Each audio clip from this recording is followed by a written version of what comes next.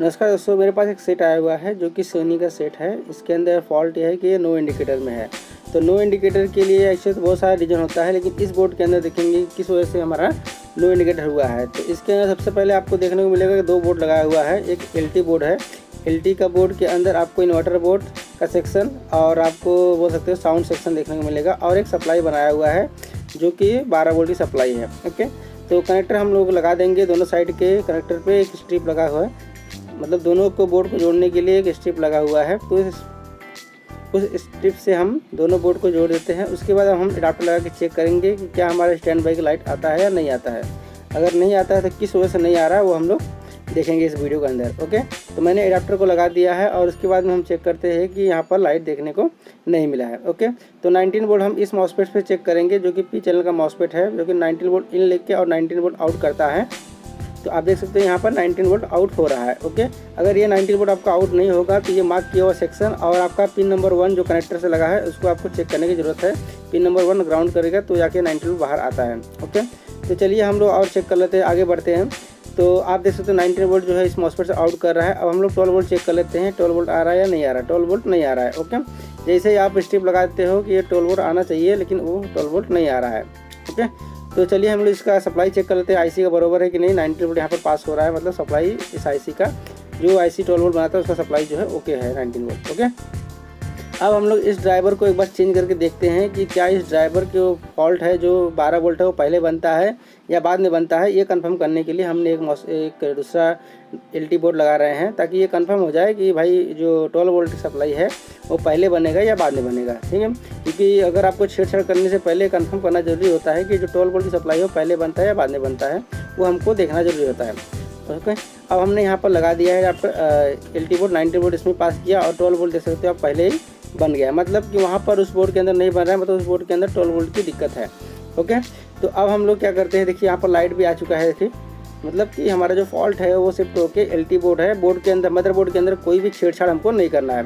अब पैनल का voltage check कर लेते हैं, पैनल का वोल्टेज पास हो रहा है या नहीं हो रहा है। तो पैनल का वोल्टेज 12 वोल्ट पास हो रहा है। इस बोर्ड के अंदर आपको ना ही आपको बैकलाइट की ज़रूरत पड़ती है और ना ही आपको मतलब टिकॉन की ज़रूरत पड़ती है, और ये ब्लिंक में नहीं जाता है, मतलब थोड़ा टाइम के लिए आपको समझ दे देता है कि आप आराम से चेक कर लीजिए। उसके बाद हो सकता है ब्लिंक में जाए, लेकिन फ़िलहाल टाइम पे ये ब्लिंक में नहीं जा रहा है क्योंकि मैंने बैकलाइट भी नहीं लगाया है और पैनल की स्ट्रिप भी नहीं लगाया, मतलब पैनल ID भी नहीं दिया है। ओके, अब हम लोग पुराना वाला LT बोर्ड ही लगा के चेक कर लेते हैं कि भाई क्या दिक्कत है इसके अंदर, वो हम लोग चेक करेंगे।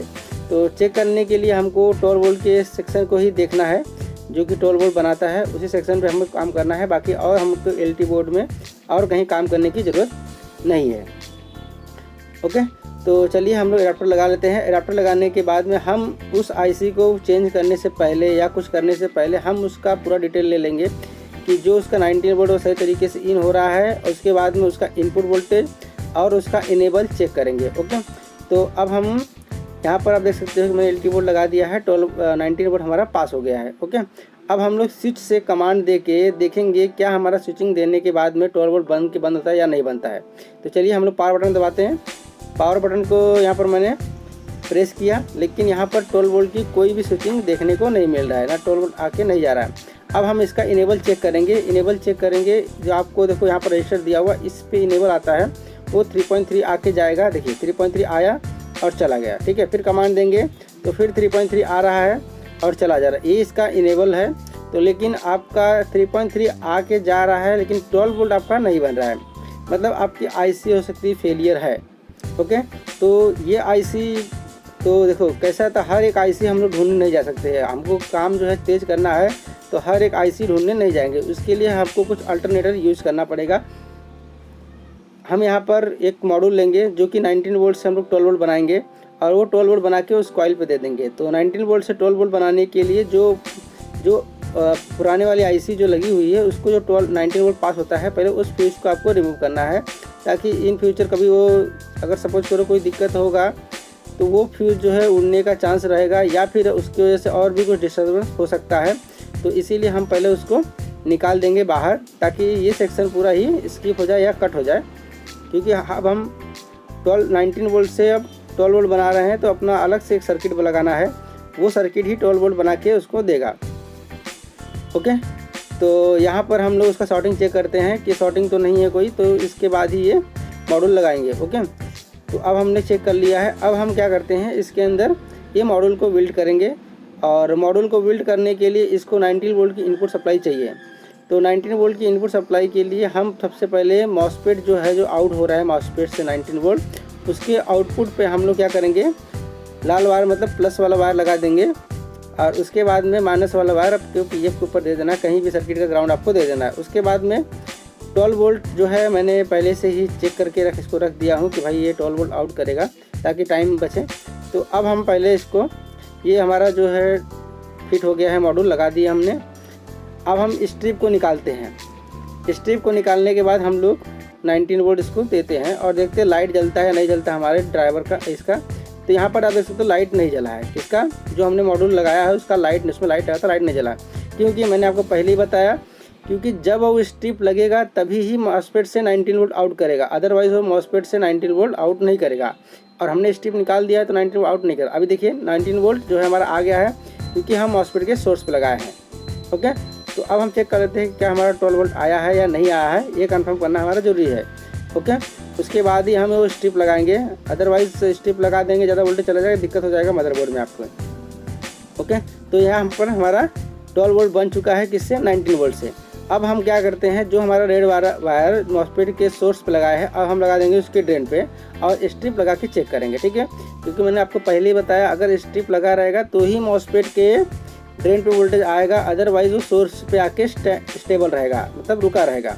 ओके, अब हमने इसके ड्रेन पे ही प्लस वाला लगा दिया है और स्ट्रिप लगा के अब चेक करेंगे कि हमारा क्या सही सलामत लाइट आ गया है या नहीं आया है, या कुछ और दिक्कत है, वो भी हम लोग चेक कर लेंगे। ओके, तो चलिए अब हम लोग ने फिर से स्ट्रिप को लगा के अब हम क्या करते हैं, एडाप्टर को इन करा के और बटन को ऑन करते हैं और सप्लाई चेक कर लेते हैं कि सप्लाई हमारा सही सलामत लोडिंग ले रहा है या नहीं ले रहा है। ओके, तो चलिए अब हम लोगों ने एडाप्टर को इन कर दिया है और एडाप्टर को इन करने के बाद बटन को मैंने ऑन करता हूँ और बटन ऑन हो गया है। अब देखते हैं यहाँ पर लाइट आता है या नहीं आता है।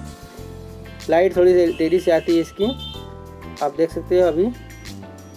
तो यहाँ पर देखिए लाइट आ चुका है, आप देख सकते हो लाइट आ चुका है।